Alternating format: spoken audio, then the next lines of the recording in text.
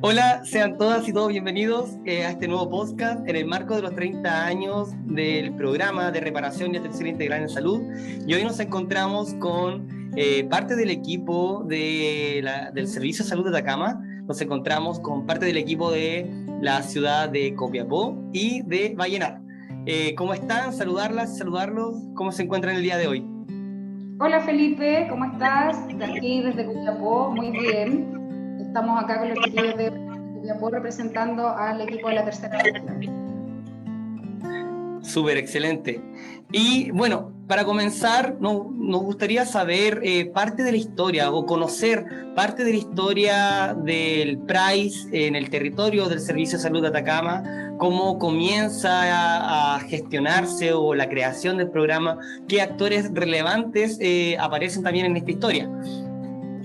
Bueno, el PRAIS en Atacama principalmente se inicia hace 19 años atrás, con un solo equipo que principalmente estaba muy relacionado con las agrupaciones de usuarios, principalmente con la Oficina de Exonerados Políticos acá en Atacama, con la agrupación de detenidos desaparecidos, con la agrupación de presos políticos.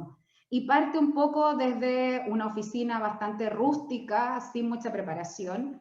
De hecho, en la oficina hay una figura muy relevante de acá en Atacama, que es la señora María Eugenia Cavada, que ella estuvo desde el inicio armando carpetas, armando fichas, algo que a nosotros como equipo no nos tocó. Nosotros entramos a estas oficinas cuando ya estaba armado el programa. Y es así cuando hace 19 años atrás, en octubre del año 2002, parte el primer equipo. Sin embargo, a raíz de la misma dispersión geográfica que tenemos acá en Atacama, inicia el funcionamiento recién en el año 2008, hace 13 años, el equipo de Vallenar, también con mucho trabajo, con muchas buenas intenciones también, y pudiendo ofrecer mayores atenciones a la gente de Vallenar, de la provincia del Huasco.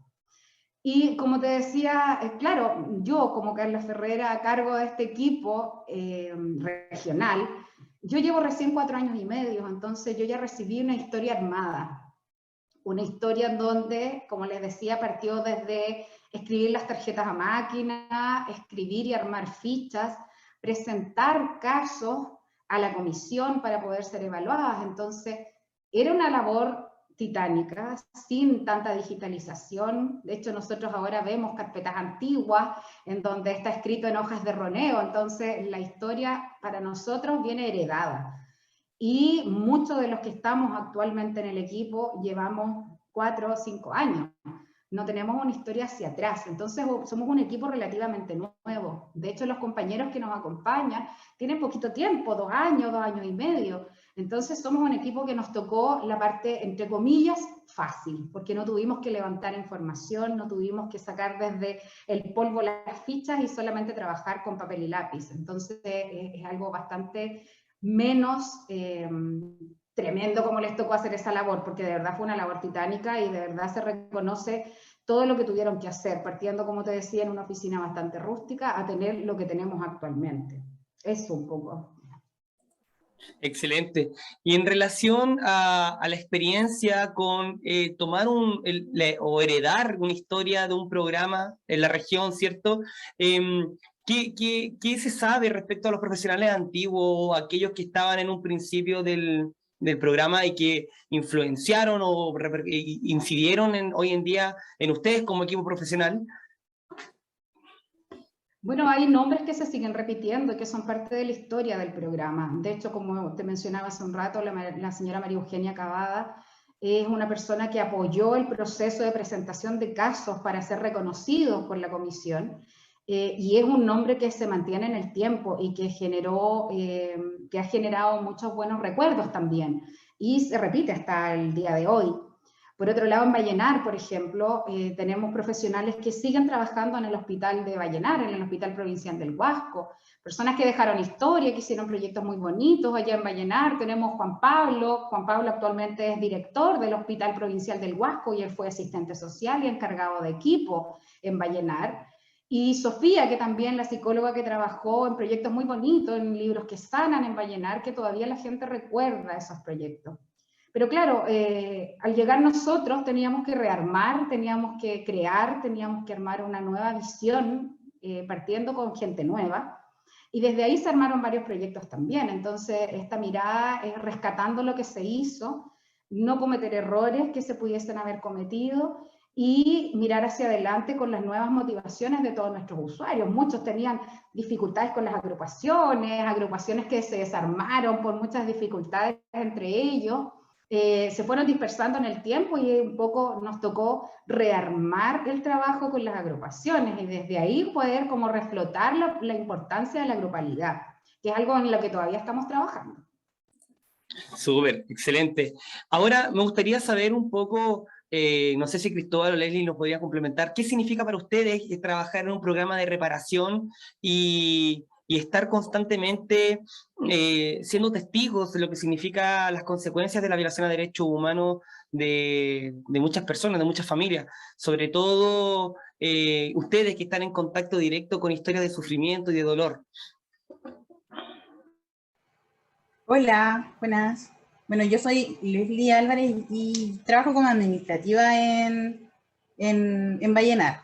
Ya, como decía Carla, no llevo más de 2 años y medio trabajando acá en el programa y ha sido muy interesante participar aquí, sobre todo en el área administrativa, como la primera instancia, digamos, como el primer filtro para los usuarios, principalmente los jóvenes.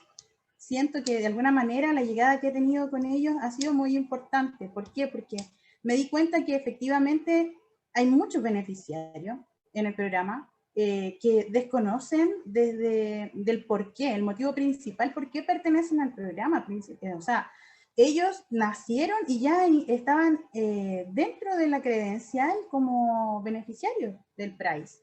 Por lo tanto, me tocaba mucho recibirlos acá, a pedir una hora, a orientarse de alguna manera, y sin tener nociones de a través de qué familiares ellos pertenecían al programa, qué evento represivo pudieron haber vivenciado su familia. No sabían ni siquiera si era a través del abuelo, la abuela, de algún tío, nada. Entonces, sensibilizar por ese lado a los jóvenes, a personas que no tenían ningún tipo de conocimiento en el hecho represivo, ha sido súper importante. Ha sido muy interesante para mí ver sus caras, sus emociones, a grosso modo explicarle qué fue lo que pudo haber sufrido, el evento represivo que pudo haber sufrido el familiar directo, y llegar a la casa y que sea tema de conversación para ellos,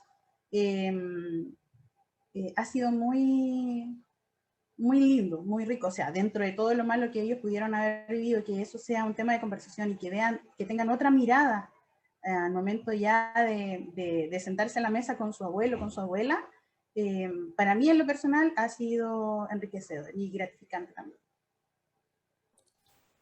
Súper, muchas gracias, Leslie. Cristóbal, tenemos a Cristóbal también, que es parte del equipo de Atacama, por lo que logro entender, de Copiapó, perdón, de Copiapó. Así es, mi nombre es Cristóbal Cañataneda, de profesión kinesiólogo, y para mí ha sido una de las experiencias laborales estar acá en el país más relevantes en mi carrera como profesional, porque considero que la temática en reparación de salud y trabajar con personas afectadas por violaciones a los derechos humanos ha generado una sensibilidad en uno y además un interés de querer seguir adquiriendo conocimiento en relación a esta materia, sobre todo en los aspectos de la salud mental y la comprensión del fenómeno que hay detrás del trauma social y sus consecuencias en la salud. Y pensar que antes de ingresar al programa tenía nociones sobre la temática reparatoria, pero en realidad es todo un mundo. Y en realidad, ¿por qué ha sido todo esto tan relevante? Porque, bueno, conversando con mis compañeros de trabajo, a quien igual quisiera mandar un gran abrazo, llegamos a la conclusión de que para todos ha significado un crecimiento profesional y personal, por el hecho de que podemos ver a las personas y reconocerlas más allá de una dolencia física del momento, por ejemplo, como en el caso de los kinesiólogos, sino que consideramos su contexto y una perspectiva histórica de su vida, lo que nos ha significado poder utilizar esta visión y sensibilidad que adquirimos con las demás personas de nuestro entorno. ¿Sí? Y en este sentido cambió mi mirada igual como profesional, pues de ver más allá de lo que es aparente en cuanto a los términos de dolencia, sobre todo, que es lo que podemos ver acá. Y a través de las herramientas que disponemos como kinesiólogos se da respuesta en estos momentos a las principales consecuencias físicas, tanto de forma individual y grupal, que han sido en algunos casos secuelas directas de personas torturadas y otros presentan consecuencias físicas igual asociadas a tensiones del tipo emocional, más conocido eso como la somatización, que también lo vemos. Si me preguntan a mí, creo que el sello de la atención es que se centra acá en la individualización de las intervenciones y además un fuerte foco en la educación en salud en términos preventivos y promocionales, y esto sumado a la vez a esta perspectiva histórica que le damos nosotros a entender los fenómenos y que favorece que en realidad nos podamos hacer juntos cargos de la reparación. Y así la empatía con el sufrimiento ajeno y la calidad humana son, por parte de los funcionarios, fundamental para desarrollar este tipo de intervenciones, porque nuestros usuarios relatan espacios de contención y confianza para afrontar de una manera más adecuada los procesos de rehabilitación y reparación. Súper. Muchas gracias, Cristóbal. Carla, ¿qué ha significado para ti también trabajar con esta materia, sobre todo siendo coordinadora de este gran equipo, ¿cierto? De dos grandes equipos. Sabes que hacer este ejercicio para mí fue súper relevante. Y de hecho lo conversábamos con los chiquillos en el equipo acá en Copiapó también. Porque un poco ir como hacia atrás, uno empieza a darse cuenta en los hitos de la vida, el cómo la misma vida y los lugares en donde uno ha desempeñado labores te va preparando para estar en este lugar.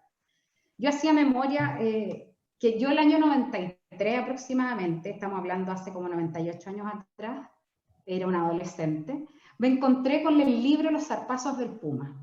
Y ese libro marcó un antes y un después en mi vida, por así decirlo. Wow. Estamos hablando del 93. Recién llegaba la democracia a Chile, y ese libro yo lo recuerdo, y por eso para mí es tan potente la imagen de las fichas en papel roneo, porque ese libro cuando llegó a mis manos era en hojas de papel roneo. Y me llegó súper oculto ese libro, un poco escondido de los adultos de mi familia, porque era un tema que no se hablaba. Y cuando yo conocí ese libro, marcó un antes y un después, porque conocí una realidad que yo no tenía idea que existía en Copiapó y en Chile. Y fue un abrir la mente, abrir la visión y abrir un mundo en donde empezó a aumentar mi interés por trabajar con otros. Y yo desde esa época empecé a trabajar en pastoral juvenil.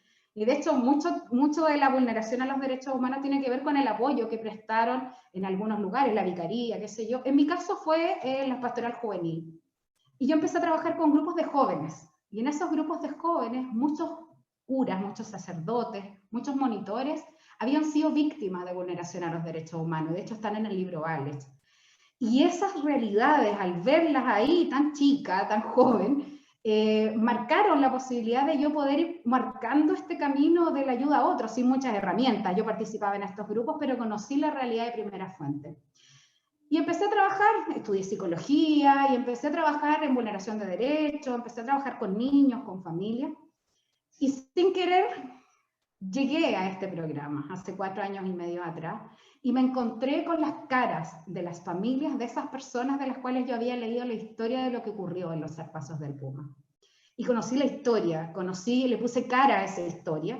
Ya no era solo en un libro, sino que pude conocerlos en vivo y en directo, a la familia de las personas que eran protagonistas de esa historia. Entonces fue súper potente para mí hacer ese análisis también, porque uno de repente empieza y con la rapidez del día, uno funciona y uno hace los análisis. De hecho, nosotros acá le pusimos caras a algunas carpetas, le pusimos historia, ahora para poder ponerle rostro, porque para mí es muy relevante el ponerle rostro a un hecho tan tremendo que ocurrió en la vida de tantas familias.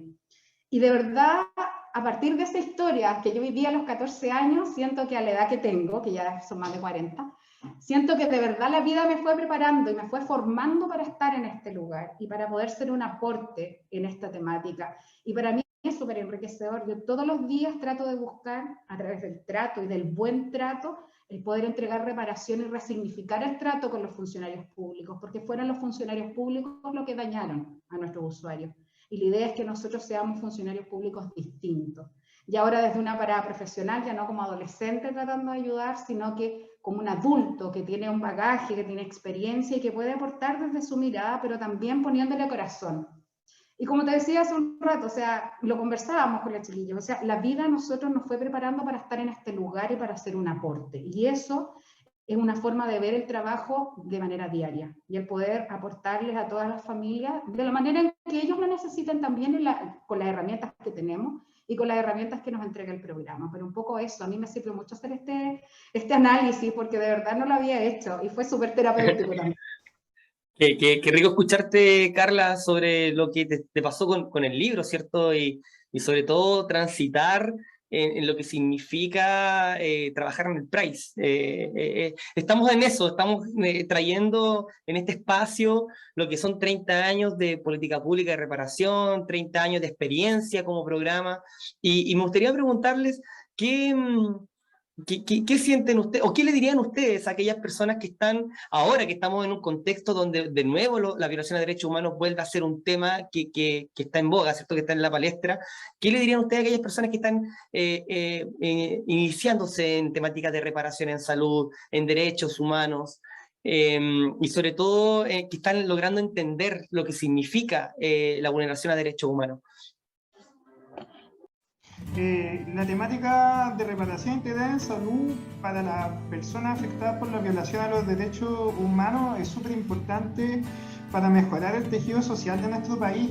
Y en ese sentido me gustaría invitar a los profesionales de la salud que conforman el resto de los equipos a interiorizarse más en esta temática, porque si bien es cierto existe el programa PRICE con sus funcionarios que son el equipo entre comillas especializado para tratar estas temáticas, también es un desafío para todos los equipos de salud pública, y esto debido a que nuestros usuarios por lo general participan de forma activa de estos dispositivos y por lo general no se reconoce esta temática dentro de la historia de los usuarios, lo que marca una gran diferencia a la hora de plantearse una intervención en salud para tener la sensibilidad necesaria en base a los requerimientos y características particulares de nuestros usuarios. Súper. Y Leslie, ¿qué te gustaría decirle a aquellas personas que te están escuchando o te van a escuchar, ¿cierto? Y que están buscando o quieren entender lo que es la reparación. Yo siento que de alguna manera las personas que me están escuchando deben sentirse orgullosas de ser parte de los funcionarios o usuarios, tal vez ambos, porque tenemos muchos funcionarios también que son parte del programa a través de sus familiares directos, y de alguna manera el orgullo de pertenecer a este programa es sumamente importante, porque de alguna manera nosotros generamos el respeto que se necesita. Se habla de una manera más, de una mejor comunicación a través de entender y comprender también las vivencias que ellos han sufrido. Nos volvemos más empáticos también.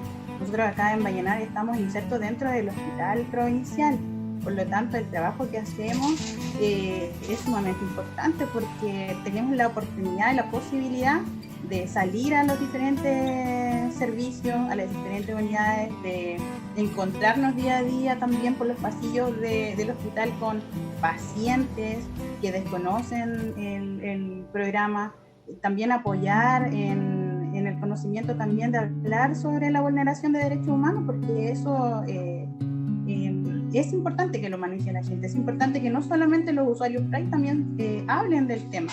Entonces, estando insertos acá, si bien es cierto, tiene pros y contras, uno de ellos que estamos igual un poquito restringidos en cuanto al espacio, también se puede hacer un trabajo en terreno, se puede hacer un trabajo informativo, colaborativo, y es súper lindo ver a la gente cuando se interioriza y también empatiza con el sufrimiento del resto. Entonces, por lo menos acá en el hospital, nosotros hemos realizado ese trabajo y de manera súper orgullosa, como lo decía inicialmente. Los chiquillos han resumido un poco cuál es la labor nuestra. Nosotros nos reímos de eso y hablamos de que nosotros vamos evangelizando un poco con el tema del programa, con qué hacemos, porque hay mucha gente nueva que no conoce ni tiene por qué saberlo, porque no está dentro de las mallas curriculares el hablar de derechos humanos, y menos de hablar de un programa específico como el programa PRICE. Distinto es de otros programas, por ejemplo el Chile Crece, se habla en muchas de las carreras de salud, mientras que el programa PRICE, uno si no lo conoce, porque conoce a algún usuario porque le pasó algo en su familia, uno no necesariamente sabe a qué se dedica el programa y para muchos es desconocido.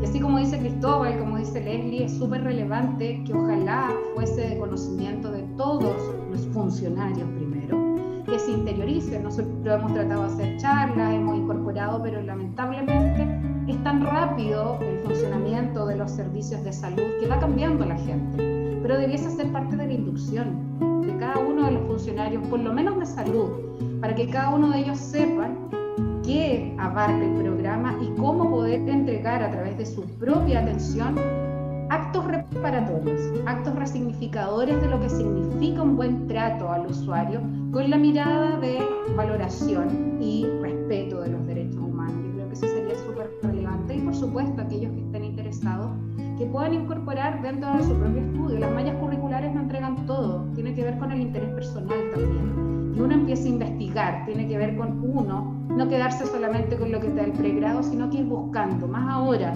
que hay situaciones de la contingencia que han favorecido la ocurrencia de nuevas vulneraciones. Por lo tanto, es responsabilidad de nosotros también, como profesionales y aquellos que se están formando en salud, que conozcan, que sepan qué implica, que hay elementos tan vitales como el saber que hay daños que son transgeneracionales y que nosotros como funcionarios de salud podemos abordarlo desde las distintas áreas en que trabajamos, desde la kinesiología, desde el servicio social, desde la psicología y por supuesto desde el trabajo administrativo, que es la primera puerta, como decía Leslie, es el filtro para entregar un buen trato y ojalá de esa manera empezar el proceso reparatorio. Sin los funcionarios administrativos no podríamos dar el primer paso.